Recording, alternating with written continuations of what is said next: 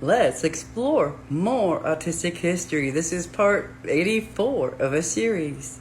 So we're just boogieing right along here through this article that was published in Science magazine back on, October 24th, 1997. And it was titled, "Whose DNA Is It Anyway?" And it was written by Elliot Marshall. I have shared the first parts of this article in earlier videos, and I'm picking up now under the subhead titled Problems in Compulsory Sharing. And it's a lot of information coming really fast, so please bear with me. Hyman has good reason to be cautious. Efforts by NIMH and National Institute on Alcohol Abuse and Alcoholism, NIAAA, to open data from prior collaborations have turned out to be highly controversial. NIMH led the way 2 years ago when it took control of the interview results, clinical data, and DNA gathered by researchers at 9 sites who had collected material from hundreds of families affected by Alzheimer's disease, schizophrenia, and manic depression. I believe they say that's bipolar these days, a change in name. So NIMH began making a lot of it available at cost to qualified scientists. Many companies interested in making products for mental disorders, including Merck, Pfizer, Millennium, Sandoz, and others, immediately bought the immortalized DNA samples. Many academic researchers have also required their materials to use as a means of testing a hypothesis in a second data set. Some researchers think NIMH erred in forcing its researchers to yield up this raw material so rapidly. One East Coast psychiatrist who asked not to be named believes sharing is desirable but says the choice should be the clinicians. This is our life's work, the researcher says. Michael Connolly, a longtime leader of genetics research at Indiana University School of Medicine in Indianapolis, says many of his colleagues felt that NIMH jumped the gun and were a little hasty in letting materials out.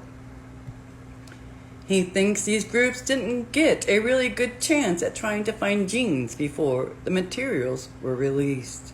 Because it is hard to gather clinical data, particularly for behavioral disorders, Connolly thinks the clinical team should have a minimum of 5 years of exclusive time to analyze the DNA they've collected and a maximum of 10 years.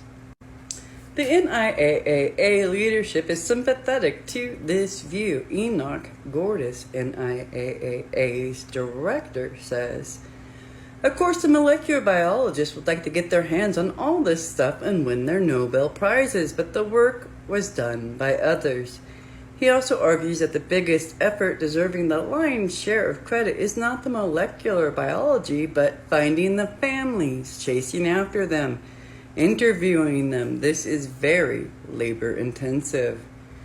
Gordis himself has had to weigh these interests in negotiating the release of data from a massive collaborative study on the genetics of alcoholism, or COGA. COGA, which has been funded by NIAAA, acronym soup, man, at a cost of $57 million since 1989, has collected material on 4,100 individuals affected by alcohol dependence, and it is about to publish its first major findings. The principal investigator of the multi-center effort, Henry Begleiter of the State University of New York in Brooklyn, says one publication to appear later this year will debunk claims of linkage between alcoholism and the gene for D2 receptor, and others will identify several hotspots on chromosomes that COGA researchers have linked to alcoholism. Now, NIAAA wants to make COGA's materials more widely available. All right, so after a year of negotiating, NIAAA and the COGA investigators agreed last year that all the material supporting this work will be released to the world September 1999, roughly a decade after COGA was launched. Meanwhile, Gordis says COGA is entertaining and approving requests for material on a case-by-case basis. It's a situation where everybody is right, says Gordis, and he thinks COGA has made a reasonable compromise. The deliberate pace has advantages that go beyond fairness, clinical researchers add. Those working with families with autistic children, for example, worry that forcing data to be released may erode quality. Geneticist Gerard Schellenberger of the University of Washington, Seattle, points to a widespread concern that the rush to collect families could lead to duplication of data sets. If investigators conduct their gene hunts in groups of families that are not truly independent, this could undermine the value of the statistical results. In addition, Schellenberger worries about moving too fast and prematurely freezing the diagnostic criteria used to select individuals for analysis. It is important, he thinks, to permit flexibility so that different theories can be fully tested. But advocates of pooling family data have answers for such concerns. This isn't a magic act, says Can's Shaystack. All you have to do is keep good records that place a unique identifier on each sample. He also thinks that it should be possible for any investigator to sort the data according to any particular interest once the raw materials have been characterized and made available.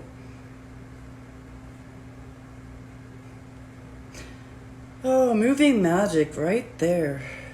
Good golly. He's a movie producer, guys.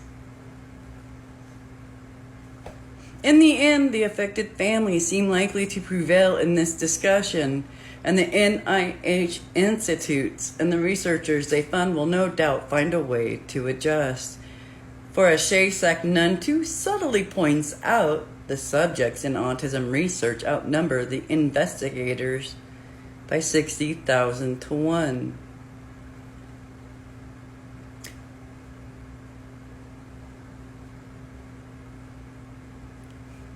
It just blows me away. There's no thought that autistics can communicate at all in these stories, and you have Shaystack throwing out non-subtle points that autistics outnumber them at least 60,000 to 1.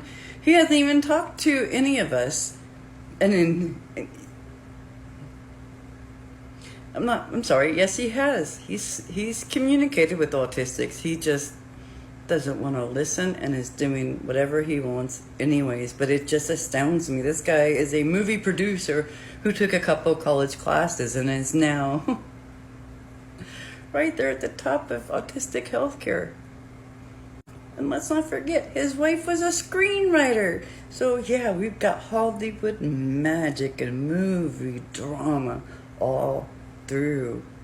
The Autism Wars once Cure Autism now jumps in. It just explodes all over the place. We've got celebrities speaking for us. We've got parents speaking for us. We've got professionals speaking for us. Everybody is speaking and communicating for us, and not one of them will allow us to have space next to them to be heard as well.